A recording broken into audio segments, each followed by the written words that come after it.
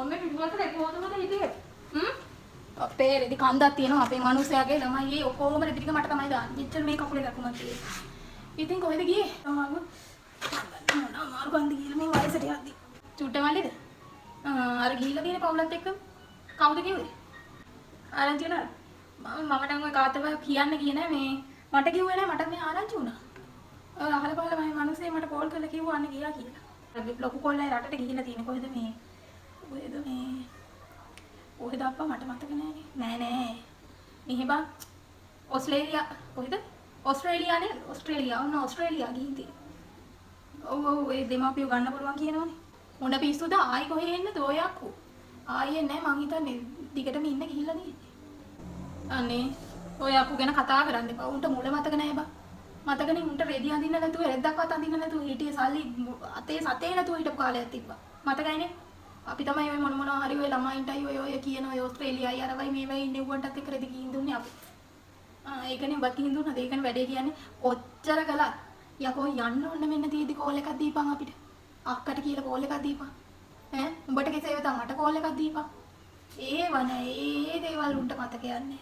ඉතින් බලහන් උන්ට හරියයිද කියලා ඕවා ගෙවන්නමයි හරියන්නේ. වතුර ගන්න නැතුව හිටියේ. මම කාලා කණි හැත්තා. අන්නම් මගේ ජීවිතේට මගේ බල්ලවත් යන්නේ නැහැ. අපිට අහල පහල මිනිස්සු තමයි අපිට කියන්නේ හිතන් ඉන්නවා ඇති උන් කෝල් කරාම අපි ඉල්ලයි කියලා. අනේ අපිට නම් උන්ටත් වඩා හොඳට අපිට තිබ්බා. හිඟන්න වගේ හිටියේ ඔය චූට්ටමල්ලි වැඳ ගෑණි කුලයට ගෑණි ඉන්නේ බැන්ද. ඔය දැන් ඔය යතාගේට ඔය රෙද්දක් ඇඳගෙන හිටියට අපේ එකා ඔය දැන් රෙදිය අරන් දීලා අරවයි මේ රට ගිහිල්ලා ඔක්කොම කරගෙන තිබ්බට. ඒකනේ අච්චර දුක් විඳලත් බං ඔය කොල්ලව රටේ යවුවනේ.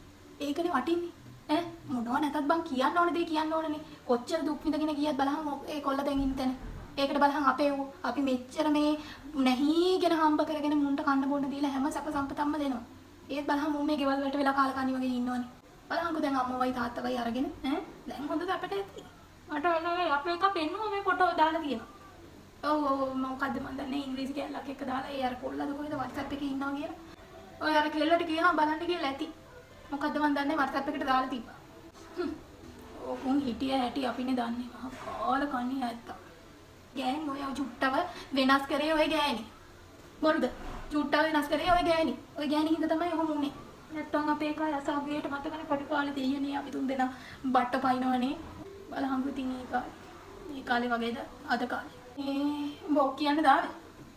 ඈ මේ බලහංගු මට 2 3 වෙලානේ පේන්නේ. මේක දැම්මත් වැඩක් නැහැ. ඒ කියන්නේ මේ කන්නඩිය වැඩක් නැහැ නේ.